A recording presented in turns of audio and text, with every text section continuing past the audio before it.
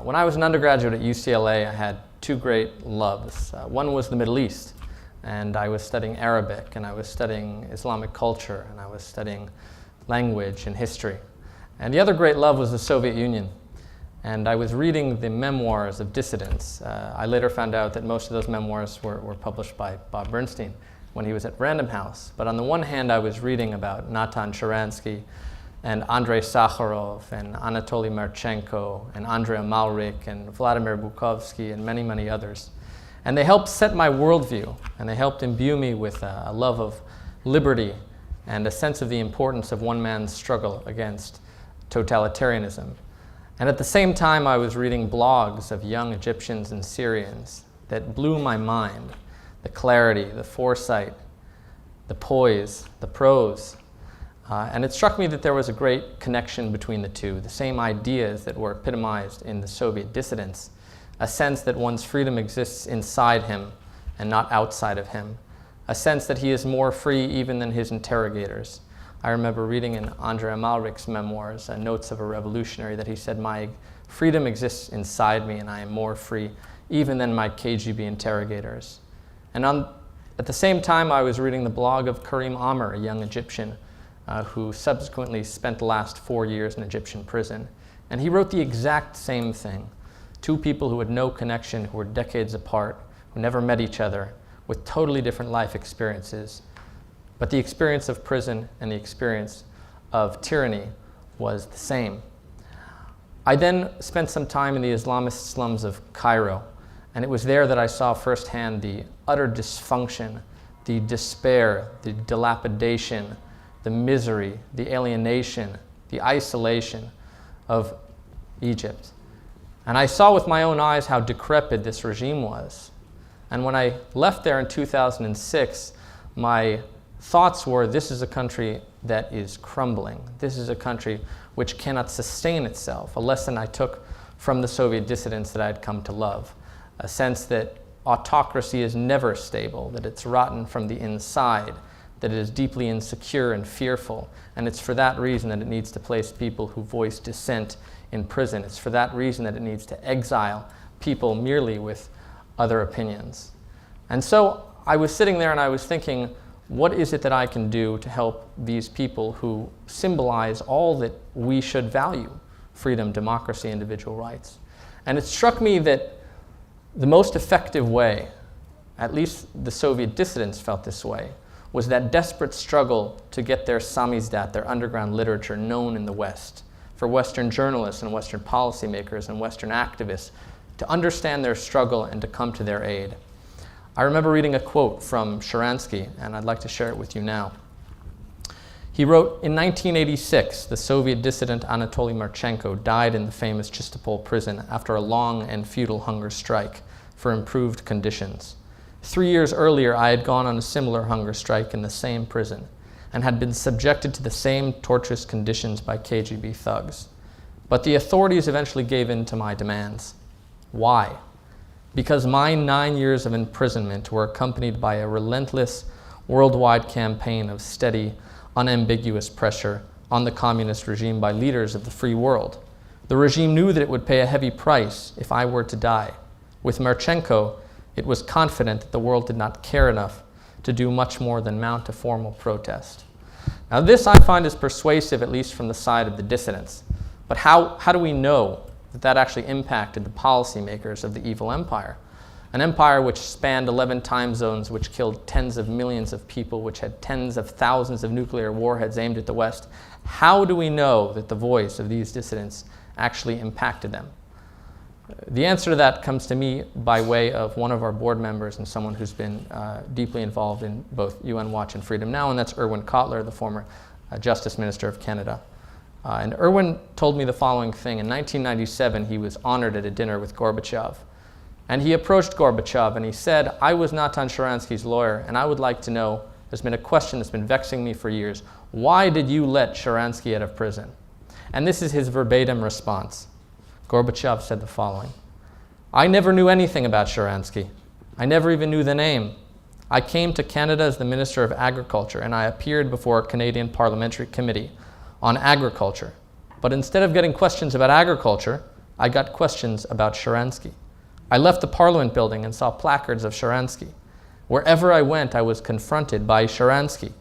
So I came back to the Soviet Union and I said, who is this guy, Sharansky? I got the files and said, well, he may have been a troublemaker, but he isn't a criminal. So we ordered his release.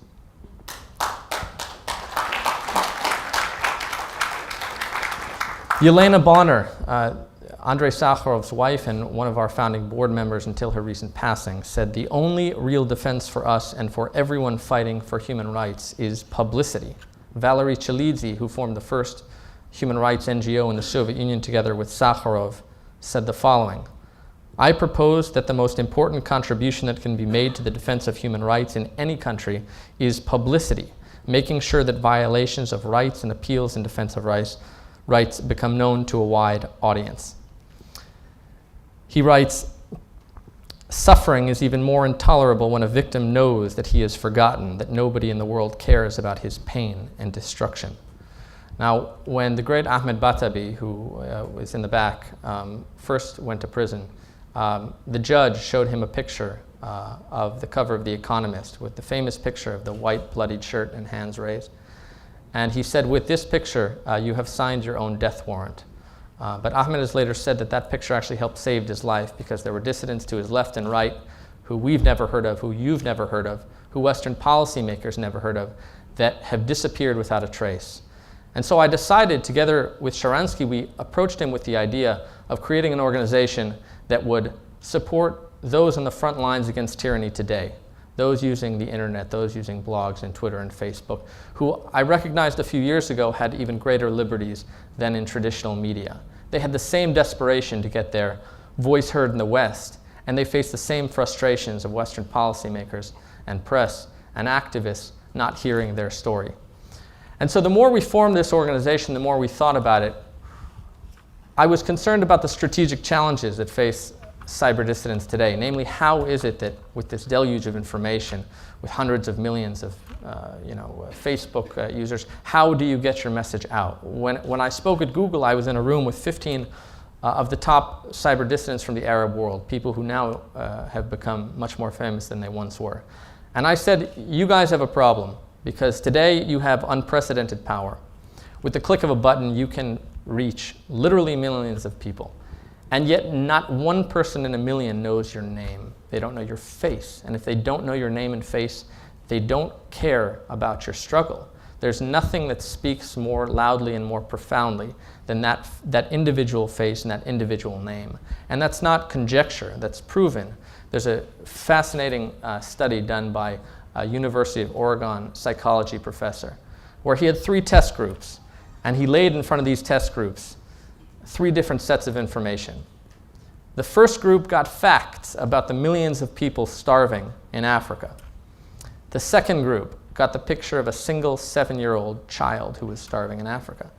And the third group got both a boy and a girl who were both 7 years old. And each group was allotted a particular sum of money. And he asked them, how much of this money are you willing to give? And the first group that got facts about the millions of people starving gave on average half as much as those confronted with the single face and the single name. And so I set about to tell the stories of these brave individuals who went to prison for exceedingly long periods of time for no crime whatsoever. People whom were long forgotten even by the great American Republic. And when I thought about cases like Egypt and young Karim Amr, who was 22 years old when he first went to prison, I realized that Egypt is a country that has gotten over $50 billion worth of US aid. And I wondered, how is it possible? How is it possible that his name is not raised in every bilateral meeting with Egyptian diplomats? How can we let them get away with this? When I looked at Saudi Arabia, I saw Hadi al-Mutif in prison for 17, 18 years for making a joke about religion. And then I saw $60 billion worth of arms being sent to Saudi Arabia. And I asked myself, how is it that this name is not known, that this face is not known, that more isn't being done to help them? And so some of the activities we do with cyber dissidents, and now under the umbrella organization of Advancing Human Rights, is an attempt to highlight their individual voices. So we hold conference calls between senators and bloggers. And amazing things have happened on these conference calls. In one, we connected Senator Mark Kirk of Illinois with the brother of a currently imprisoned Egyptian blogger. And on that call, Senator Kirk said to him, "How can I help your brother?" And he said, "Please write a letter to General Tantawi, head of the military, and appeal for my brother's release." On that very same day, a letter was drafted between Mark Kirk and Frank Wolf and sent to General Tantawi and sent to our Secretary of State and sent to the Egyptian ambassador. Here was one of the most powerful people in the United States speaking to someone whom we've never heard of.